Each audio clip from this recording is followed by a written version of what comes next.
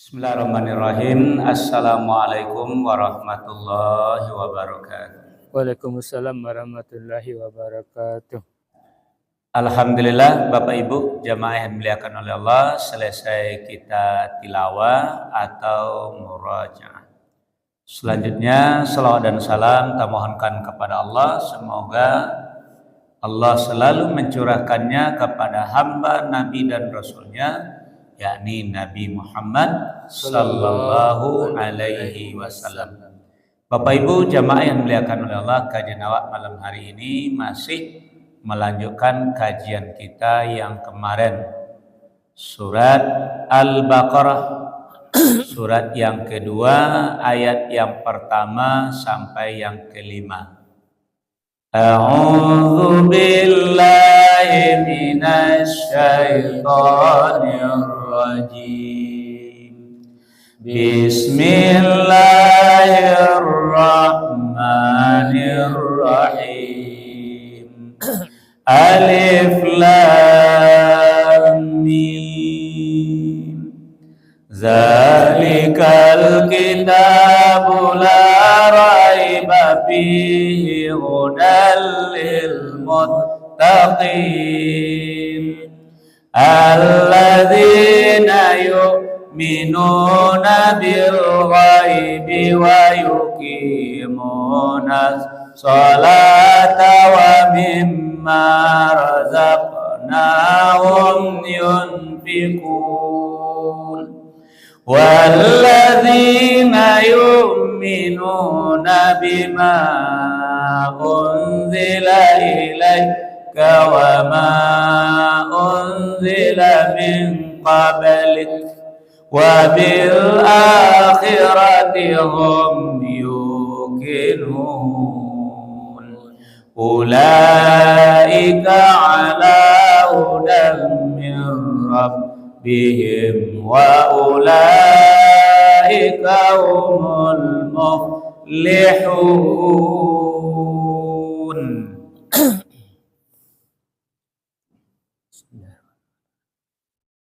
Aku berlindung kepada Allah dari godaan setan yang terkutuk dengan menyebut nama Allah yang Maha Pengasih lagi Maha Penyayang.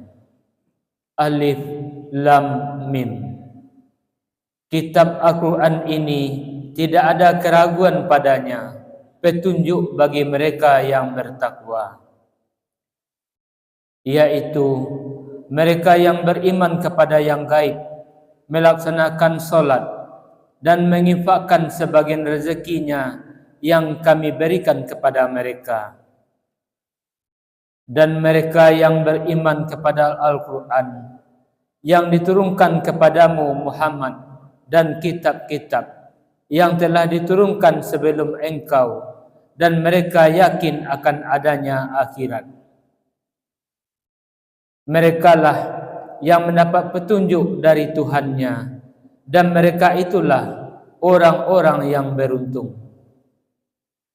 Nah, Bapak Ibu coba kembali perhatikan kalimat yang terakhir tadi.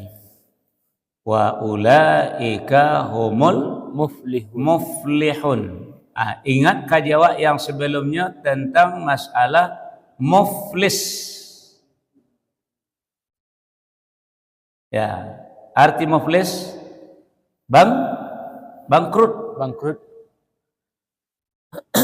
Nah, badai bangkrut. Nah, itu nanti khawatirkan dek Nabi kawa umat ambu amalnya lagi banyak, cuman masalahnya kasus banyak. Ya, kasus banyak.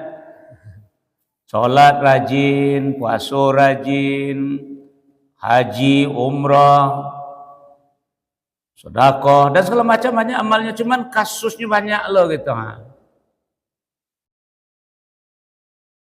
Di amalnya tadi wal tanzur nafsum ma qaddamat ligat tadi nan disiapkan untuk dibawa pulang. Nah, sementara yang lainnya bawa lo pulang kasus. Piti negara nawa ambil ketika dinas di kantor korupsi namun.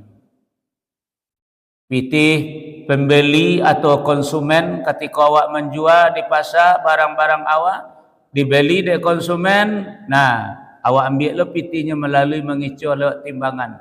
Padahal Allah sudah mengingatkan wailul lil mutaffifin. Hubungan awak satu sama lain gara-gara masalah ikon ndak belok, ndak bakas apun bagai kasus. Catatan kriminal awak ada di tangan malaikat atid. Coba lihat kembali dulu kajian kita sebelumnya. Surat Qaf, surat 50 ayat 17-18. Bismillahirrahmanirrahim. Yatalaqqal mutalaqqiyani 'anil yamini wa 'anis shimali qa'id. Ma yalfidhu min qawlin illa ladayhi raqibun atid. Ingatlah ketika dua malaikat mencatat perbuatannya, yang satu duduk di sebelah kanan dan yang lain di sebelah kiri. Tidak ada suatu kata yang diucapkannya, melainkan ada di sisinya malaikat pengawas yang selalu siap mencatat.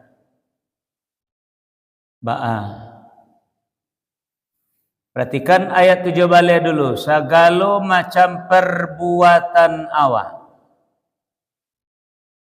nan elok dicatat oleh malaikat raqib, yang buruk dicatat oleh malaikat atid. Cie duduk di sebelah suwa, cie duduk di sebelah kida. Dan ayat 8 balik nan keluar dari muncung awak qaul, perkataan. Nan elok dicatat oleh malaikat raqib, nan buruk dicatat oleh malaikat atid. Nah, catatan malaikat atid inilah nanti yang menjadi BAP kita. Baik perdata maupun pidananya.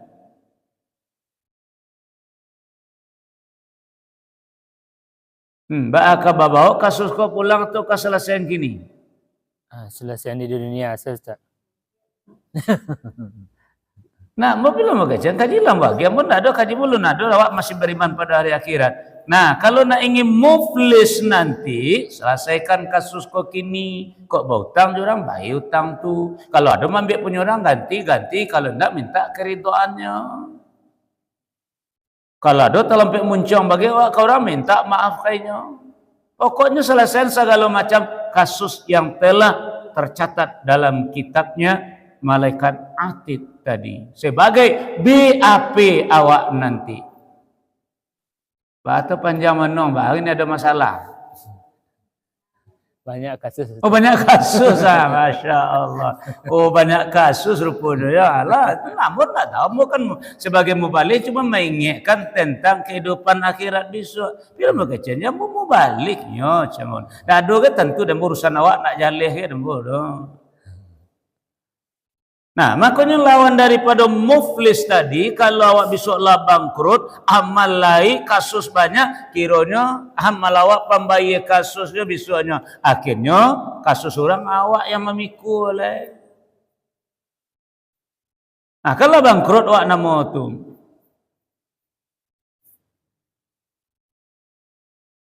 Nah, kalau tidak ingin besok, jadilah awak orang yang jadi muflih.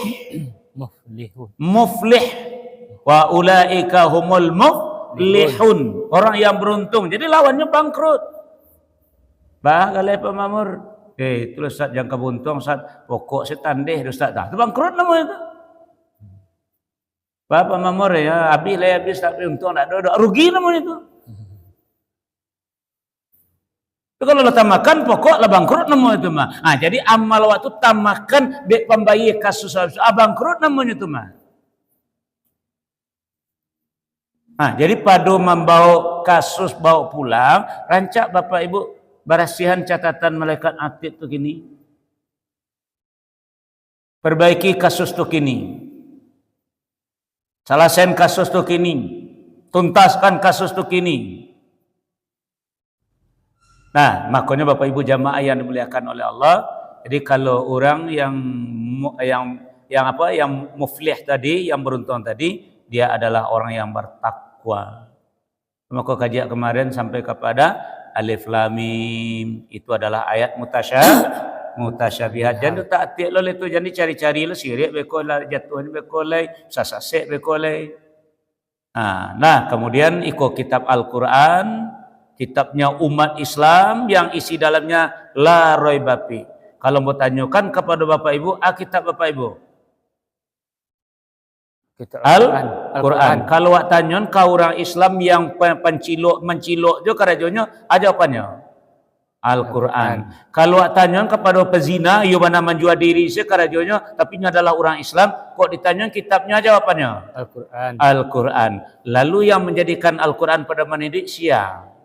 Orang bertakwa. Jadi bapak, ibu, orang-orang tadi sama saja tu. Ya kitab dan Al-Quran pedoman belum. Jadi yang menjadikan Al-Quran sebagai pedoman, sebagai petunjuk, sebagai imam dan segalanya seperti kajian kemarin, hanya orang yang bertakwa. Hudal lil muttaqin. Nah, kini buat pertanyaan kepada diri bapak dan ibu. Apakah saya punya kitab Al-Quran atau saya adalah orang bertakwa yang menjadikan Al-Quran pedoman hidup saya? Jadi orang Islam kitabnya Al-Quran.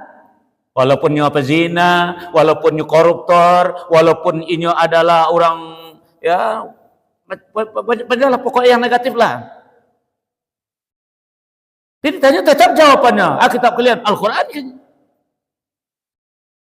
Tapi dia tidak memakai Al-Quran dalam pedoman hidupnya. Nah, awak yang bukan pezina, yang bukan koruptor, yang bukan pencilok dan segala macam tadi, tapi tidak jual memakai Al-Quran dalam kehidupan awak, tidak beda dengan mereka.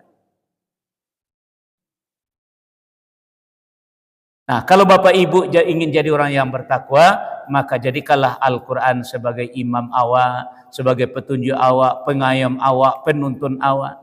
Sesuai dengan doa awak dalam doa senandung itu. Allahumma arhamna bil Quran waj'alhu lana imaman wa nuran wa hudan wa rahmah. Allahumma zakkirna minhu ma nasina wa alimna minhu ma jahilna warzuqna tilawatahu ana al-laili wa atrafan nahar waj'alhu lana hujjatai ya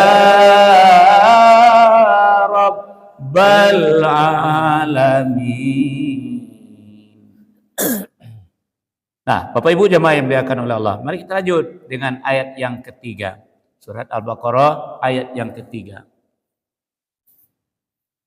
Nah, tanda daripada orang yang Al-Quran sebagai pedoman di dalam hidupnya, orang yang berimam dengan Al-Quran, orang yang menjadikan Al-Quran sebagai petunjuk dalam kehidupannya, alladzina yu'minuna bil ghaib.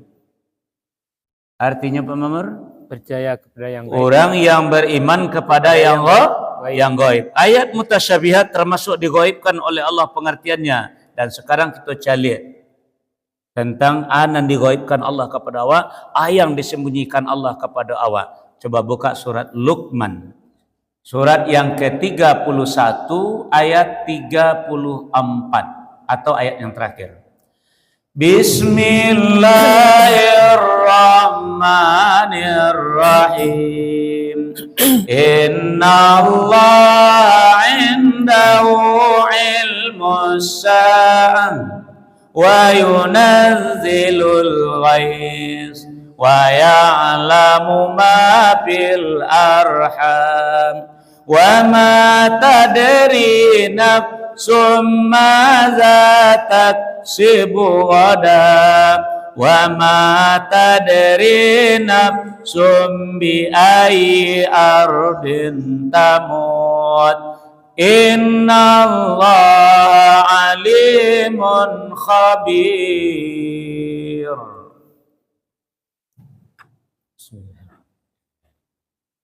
Sesungguhnya hanya di sisi Allah ilmu tentang hari kiamat, dan Dia yang menurunkan hujan dan mengetahui apa yang ada dalam rahim, dan tidak ada seorang pun yang dapat mengetahui dengan pasti apa yang akan dikerjakannya besok, dan tidak ada seorang pun yang dapat mengetahui di bumi mana dia akan mati. Sungguh Allah Maha mengetahui, Maha mengenal. Itu contoh daripada alladzina yu'minuna bil ghaib. Aku contoh yang dirasiokan oleh Allah. Ghaib itu artinya dirasiokan, disembunyikan oleh Allah. Nah, kalau lah disembunyikan mulai lekon enggak usah Bapak Ibu usah ngagugolo rambut itu dia memikir enggak usah. Nah, yang pertama adalah yaumis sa'ah atau ilmu sa'ah. Apa tu sa'ah? Dunia aku hancur. Cuman awak mengartikannya kiamatnya enggak kiamat. Dah kiamat tu nanti, alam baru nanti baru kiamat namanya. Kalau dunia aku hancur, sa'ah namanya. Nah, bila ko dunia aku akan dihancurkan oleh Allah, tidak seorang pun yang dikasih tahu oleh Allah. Contoh ya. Ketika Nabi Muhammad sallallahu alaihi wasallam sedang berhadapan dengan jemaah beliau, berhadapan dengan sahabat beliau, dengan pengikut beliau, di dalam halaqah beliau sedang memberikan tausiah kepada sahabat. Ketika itu datang tamu, dan tamu itu adalah guru beliau sendiri. Siapa? Jibril. Malaikat Jibril. Duduknya di hadapan Nabi, diadunya lututnya di lutut Nabi, nyelataan telapak tangan kanannya di atas paha Nabi yang sebelah kiri. Telapak kanannya yang sebelah kiri dilataan di atas paha Nabi di sebelah suak. Nyelataan model itu. Nyajukan ampe pertanyaan, dan pertanyaan yang kampe adalah kaji awak kini. Ya Muhammad, akhbirni anis sa'ah. Wahai Muhammad, bila terjadinya dunia aku akan dihancurkan? Pas awak tadi bila hari kiamat? Jawapan Nabi. Yang ditanya tidak lebih tahu daripada yang bertanya. Yang ditanya tidak lebih tahu dari yang bertanya. Siapa yang ditanya? Murid. Siapa yang bertanya?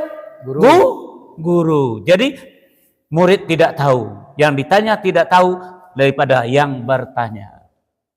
Kenapa? Karena Nabi Muhammad tidak dikasih tahu oleh guru. Si guru pun tidak dikasih tahu oleh Allah. Itu maknanya ilmu sa'ah, ilmu tentang dunia ku hancur.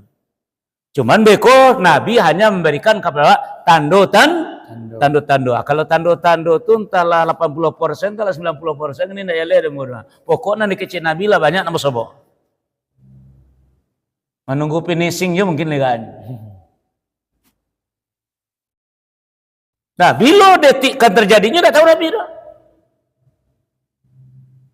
Nah, satu. Dan yang kedua adalah hujan. Tentang turun hujan. Tak ada yang tahu dirasiokan oleh Allah. Tu batu BMG itu tu Ustaz. Badan Meteorologi Geofisika Ustaz. Inyo bisa menghitung curah hujan yang turun. Bara curah hujan yang turun tu dengan alatnya model itu kan. Itu yang bisa tahunya tu. Bila hujan turun segala macam tak tahunya tu. Kalau ada beko hujan alun turun beko nyo apa kan? Itu beko sama jo karajo dukun bekonya tu. Ramalan. Ande santi mbak memoria. Ramalan cuaca. Itu kalau bahasa kini perkiraan cuaca. Itu kerja dukun tuh. Ramal-ramal itu kerja dukun tuh, kerja sikahin tuh. Jadi tidak ada yang tahu. Dia salah turun hujan. Biarlah Allah yang ngatur sadonya. Nah, itu ramalan tuh kerja dukun tuh. Itu BMG kerja ramalan cuaca atau perkiraan cuaca. Kalau awak dulu lo punya ramalan lo. Bunyi ramalan orang siswa dulu. Cewang di langit, tanda kapan gabak di hulu, tanda hujan. Itu baru tanda hujan. Lah kalau dia itu ya itu aku tanda hujan. Nah, di padang panjang cewang di langit hujan lah be.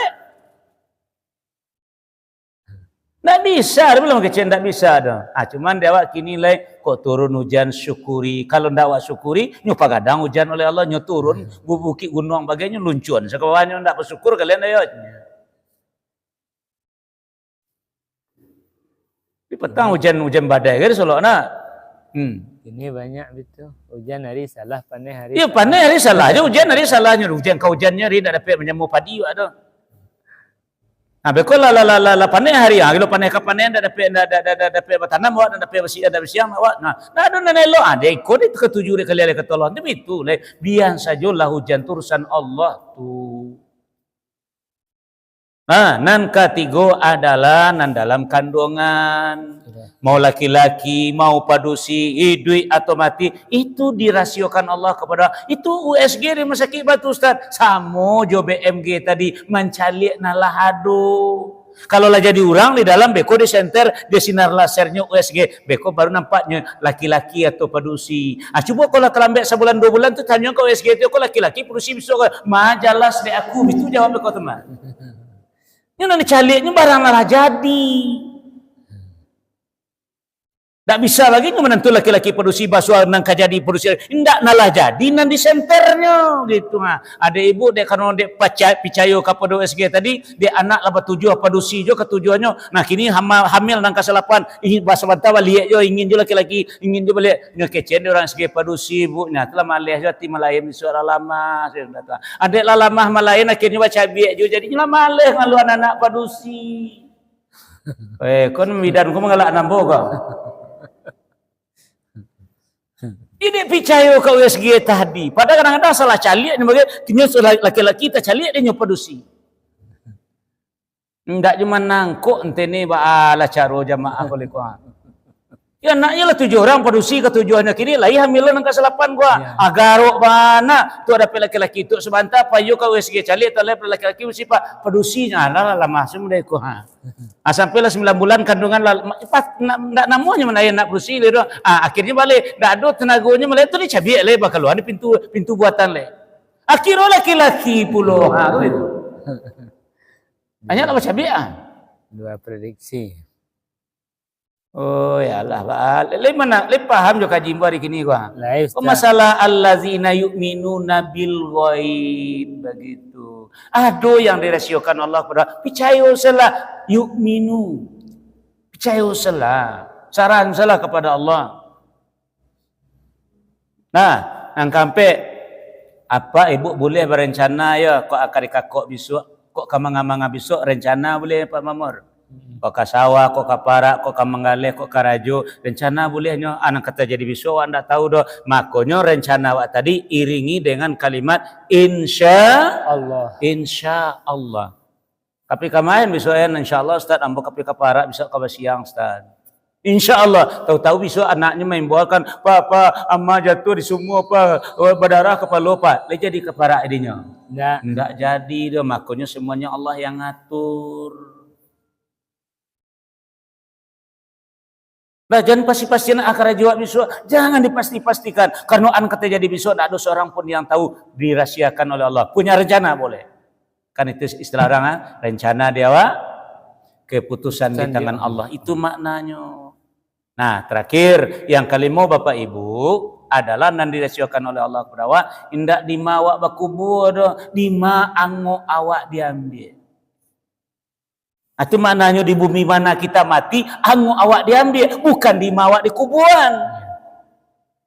Kubur jelas dalam tanah. Nah, jadi makna wa mata dari nafsum bi ayyi ardin tamut, bukan dimawak di kuburan. Kalau di kubur bisa saja apa pasan ke orang, bisa saja kecil sini nama kubur besok ya. Kok dari malam mai besok bisa dantan kakin tu mah. Cuman maknanya ndak sedang berado dima awak bumi sedang diawak pijak dima awak diambil oleh Allah melalui malaikat antara rahmat dengan azab. Kadang-kadang Bapak Ibu awak sedang di kamar mandi terpeleset langsung mati. Kadang-kadang awak turun dari rumah terpeleset di janjang langsung mati. Kadang-kadang awak pandang seketik dilarin orang baru diangkat orang baru dekat dia tembulan mati. Kalau nak tiba di rumah sakit di ruang ICU baru mati. Tak tahu awak di bumi mana kita mati. Makanya siapkanlah diri awak untuk mati dengan takwa. Ittaqillah haitsuma kunta. Kadang-kadang sedang duduk di rumah kawan di sebelah, duduk di teras rumah orang galak-galak bersama. Lalu orang bagalak anjo cari tu iko bagalan. Pokok lagi lo mempegunjiang orang sekarang aja ndak. Apa ni yang sebentar langsung lo mati. Tak tahu dong. di bumi mana kita mati. Sedang beradu di mawa, tak ambo paman tak sedang mampu oto. Tak tahu dah, anta sedang mengaji Ustaz Yahya Ulani sedang baang. Sedang berkhutbah hari Jumat. Bayangkan beliau diwafatkan oleh Allah.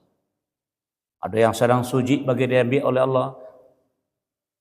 Jadi awak tak tahu dah. Cuman selalulah kita berada dalam keadaan takwa seperti pesan Nabi kepada awak, ittaqillah haitsuma kunta. Nah, karena waktulah masuk. Lah Bapak Ibu, itulah kajian pada hari ini. Ya, tanda-tanda orang yang bertakwa itu adalah yang menjadikan Al-Quran sebagai pedoman hidupnya. Di dalam Al-Quran ada yang dirahasiakan oleh Allah dan dia percaya dengan hal yang demikian.